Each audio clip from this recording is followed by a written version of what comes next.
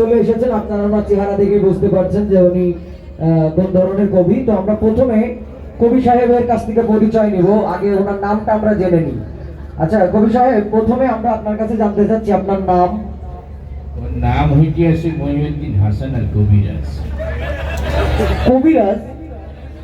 তার মানে আপনি কি কবিতা লেখার পাশাপাশি কি কবিরাজি করেন নাকি? আপনার নাম কবিরাজ কেন? এত ঘন কথা বলো কেন? বেশি কথা বলা ভালো না। কবিরাজি করলেই, এই চিকিৎসা করলেই তাকে কবিরাজ বলা হয়, এটা তোমাকে কে বলেছে? তোমরা ঋতুর রাজাকে কি বলো? ঋতুরাজ। বসন্তের রাজাকে কি বলো? বসন্তরাজ। আমি হইতেছি কবিদের রাজা, তাই কবিরাজ। ও আচ্ছা, আমরা বুঝতে পেরেছি। আচ্ছা, আমরা ইতিমধ্যে শুনেছি যে আপনি নাকি দেশের বিভিন্ন জায়গায় ভ্রমণ করেন এবং দেশের বাইরে বিভিন্ন রাষ্ট্রে আপনি সফর করেছেন। তো কোন কোন দেশে আপনি সফর করেছেন যদি আমাদের একটু বলতেন দয়া করে। বহুত দূর তোমরা সেন বানা না, তাও একটু বলেন, আমরা শুনি। ওই সব বিডি লিস্টের ওই পাশে সেন বানা বললাম তো। না, তারপরে একটু বলেন, আমরা শুনি কোন কোন দেশে আপনি সফর করেছেন। কত দেশের নাম বলবো, এই মনে করেন নোয়াখালী, চাঁদপুর, কুমিল্লা, বরিশাল, বহুত দেশ গেছি সেন বানা। ও বাবা, এবার বাংলাদেশের বিভিন্ন জায়গায় ঘুরে উনি উঠানি হচ্ছে। আচ্ছা যাই হোক, আমাদের নেক্সট পরবর্তী প্রশ্ন। আচ্ছা কবি সাহেব, আপনি কত সাল থেকে কবিতা লেখা শুরু করেছেন? আমি তো অনেক আগে থেকে কবিতা লিখি, বেড়াই মনে করো 1900 ছোটকাল থেকে কবিতা লিখি। 1900 ছোটকাল থেকে? হ্যাঁ, 1900 ছোটকাল। আচ্ছা, আপনার লেখালেখির অভিজ্ঞতা সম্পর্কে যদি আমাদের দর্শকদেরকে যদি কিছু বলতেন। এই পাশে হালকা হইতে আছে কেন? একটু সাইলেন্ট প্লিজ। এত ফেরা ঠেলিকে বিরিয়ানির প্যাকেট তো শর্ট পড়ছে। ওই আমি তো বলেছি যে আমি অনেক আগে থেকে কবিতা লিখি। আমি যখন থেকে কবিতা লিখি তখন তোমার বাপদাদারও জন্ম হয় না। এই মনে করো কাজী নজরুল, রবীন্দ্রনাথ ঠাকুরেরও আমার জুনিয়র, আবার কবিতায় তো ব্যক্তি ভালাই রাখছিলেন নাকি? হ্যাঁ, এটা এয়ারপোর্টে ফালাই আসছিলাম, ওই চাঁদপুর এয়ারপোর্টে। তো যাই হোক, আমি তো অনেক আগে থেকেই কবিতা লিখি। আমি তোমরা তো আধুনিক যুগের ছেলে মেয়ে সবকিছু আপডেট পাইছো। এক একটা অক্ষর পাইছো, অক্ষরের সাথে আবার আকার, রসিকার, দীর্ঘিকার, মেলা কিছু পাইছো। আমার যুগে কিন্তু এত কিছু আবিষ্কার হয়নি। আমি যখন প্রথম কবিতা লিখি তখন আকার, রসিকার কিছু আবিষ্কার হয়েছিল। তোমরা ন্যাংটাকালে একটা কবিতা পড়েছো, পাখি সব করে রব, রাতি পোহাইলো, কাননে কুসুম কলি, সকলে ফুটিল, ওইটা কিন্তু আমার লেখা। তাই? এইটা যখন প্রথম আমি লিখি তখন আকার, রসিকার কিছু আবিষ্কার হয় নাই। আচ্ছা, তখন আমি এটা লিখেছিলাম এইভাবে, পকসব কররব রতপ হল, কনন কসম ফল, সকল ফকাল সমন হল।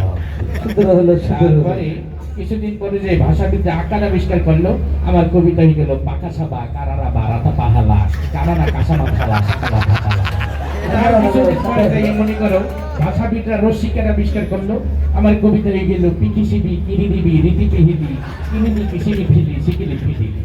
তারপরে যে রস্যকার আবিষ্কার করলো, আমার কবিতা হয়ে গেল ফুকুসুবু কুরুরুবু রুতুকু হুলু কুলুলু কুসুমু ফুলু শুকুলু ফুটু। তারপরে যে মনে করে একার আবিষ্কার হইলো, আমার কবিতা হয়ে গেল পেকেসেবে কেরে নেবে রেতে হেলে এমনি কেসেবে ফেলে সিকিলি ফিলি। তারপরে যে ওকার আবিষ্কার হইলো, আমার কবিতা হয়ে গেল পকুসুবু কুরুরুবু রুতুকু হুলু কুলুলু কুসুমু ফুলু শুকুলু ফুটুলু। তারপরে যে যখন ঔকার আবিষ্কার হইলো, আমার কবিতা হয়ে গেল পৌ কৌ সৌ বৌ কৌ রৌ রৌ বৌ বৌ কৌ পৌ হৌ রৌ কৌ নৌ নৌ কৌ সৌ নৌ ফৌ লৌ সৌ কৌ লৌ ফৌ।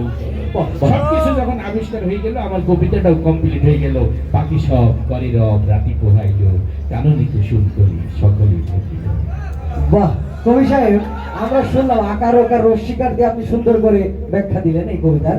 কিন্তু যখন আকার ওকার রস্যিকার রস্যিকার যখন আবিষ্কার হয় নাই, তখন আপনি এই কবিতাটা কিভাবে আবৃত্তি করেন? আকার রস্যিকারের আবিষ্কারের আগের ঘটনাই তো বললাম, যখন অক্ষর আবিষ্কার হয়। অক্ষর আবিষ্কার হয়, অক্ষরে যখন আবিষ্কার হয়নি তখন এই কবিতাটা আমি ইশারায় লিখছিলাম। তখন এই কবিতাটা আমি লিখছিলাম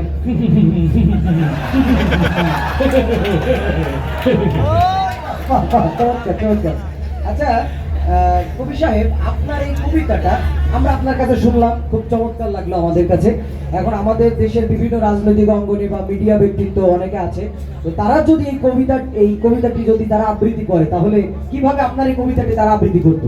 আমি এই কবিতাটা তো একদিন ঘুরে ঘুরে অনেকের কাছে শুনি। একদিন হাঁটতে হাঁটতে গেলাম এফডিসিতে, দেখি ওরা কিভাবে পারে। এমনি ঢুকে দিকে ডিপজল খারাই হয়েছে। তো ডিপজলকে বললাম যে কিন্তু তুমি একটু আমার কবিতাটা আবৃত্তি করো। ডিপজল আমার কবিতাটা আবৃত্তি করলে এইভাবে, ও পাখি সব কর কাছে বোঝো না এই ব্যাপারটা, কারণে কুসুম করি সব ফুটা গেছে গা। তা আমি বললাম যে আমার কবিতাটা তো ফুল ফোটালো, এত ভয়ঙ্কর আবৃত্তি আমার দরকার চাই। আমি চলে গেলাম মিশা সতেগারের কাছে যে কিন্তু তুমি একটু আবৃত্তি করো।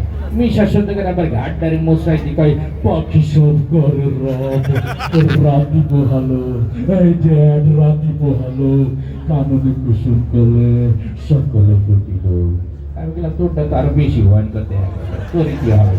আমি চলে গেলাম, আমার দেশি এক ভাই আছে কাবিলে নাম, তাকে যাই বললাম যে ভাই তুমি একটু আবৃত্তি করো।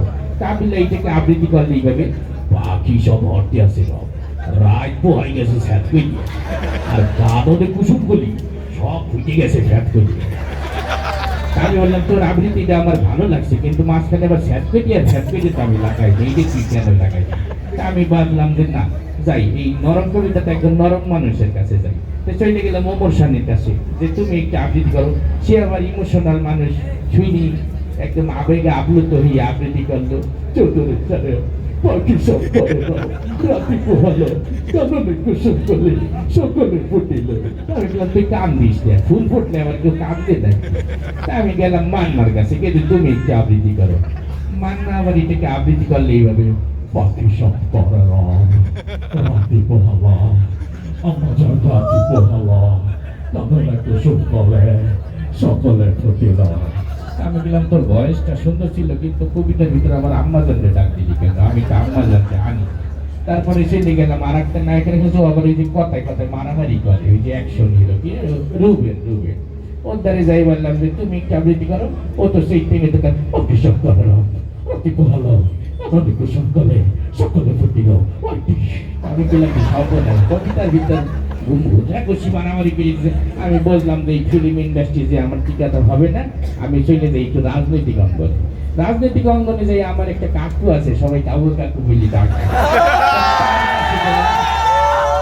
কাকুকে যাই বললাম যে কাকু আপনি একটু কবিতাটা আবৃত্তি করে দেন সুন্দর করে। কাকু আবার এটা আবৃত্তি করতে আসে এইভাবে, পাখি সব রাতি পোহালো, এমনি রাজনীতি করার কিছু নেই, কাননে কুসুম কলি সকলেই ফুটিল, ফুল ফুটুক আর না ফুটুক পদ্মা সেতু কিন্তু হয়েই গেল। আমি বললাম যে আমার এত সুন্দর একটা ফুল ফুটা কবিতার ভিতরে আপনি পদ্মা সেতু হান্দাই দিলেন কেন? এটা তো ঠিক হইল না। দেখ আপনার দলে যাবো না, আমি একটু বিরোধী দল থেকে ঘুরিয়ে আসি। তো বিরোধী দলের ম্যাডামের কাছে যাই বললাম যে ম্যাডাম আপনি একটু আবৃত্তি করেন। ম্যাডাম আবার এটা আবৃত্তি করলেই হবে, বিসমিল্লাহির রহমানির রহিম। প্রিয় চাঁদপুরবাসী, আপনারা জানেন পাখি সব করে রাতি পোহালো, ইনশাআল্লাহ কাননে কুসুম কলি সকলেই ফুটিবে, না ফুটিলে ঈদের পরে তীব্র আন্দোলন হবে ইনশাআল্লাহ। মাশাআল্লাহ। তা আমি গেলাম যে আমার ফুল ফুটার ভিতরে আপনি আবার আন্দোলন শুরু করে দিলেন কেন? তা বললাম যে না আমার কবিতা আমারই আবৃত্তি করতে কারো দিয়ে কাজ হইবে আর কি। মাশাআল্লাহ, আপনি অনেক চমৎকার ভাবে আমাদেরকে কবিতা আবৃত্তি করে শোনালেন। আপনাকে এই অনুষ্ঠানে আসার জন্য অসংখ্য অসংখ্য ধন্যবাদ। আপনাদেরকেও অনেক অনেক ধন্যবাদ। আপনাদেরকে অনুষ্ঠানে আসতে পারি আমি নিজেকে অনেক গর্বিত মনে করতে আসছি। আসসালামু আলাইকুম।